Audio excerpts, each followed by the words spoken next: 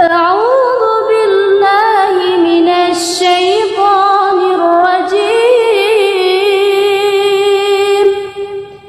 بسم الله الرحمن الرحيم.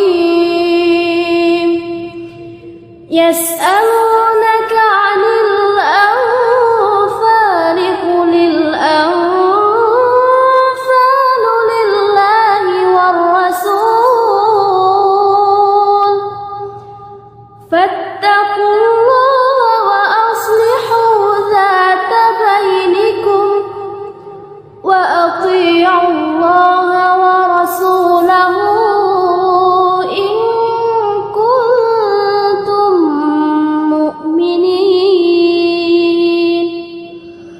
إنما المؤمنون الذين إذا ذكر الله وجلت قلوبهم وإذا تليت عليهم آياته زادتهم إيمانا وعلى ربهم يتوكلون.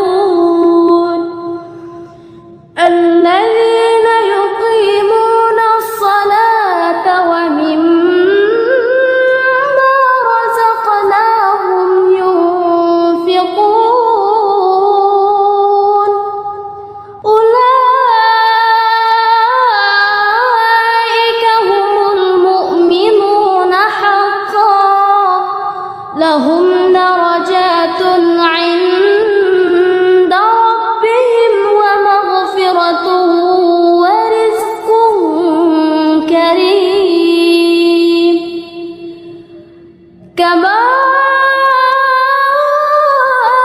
أخرجك ربك من بيتك بالحق وإن فريقا من المؤمنين لكارهون.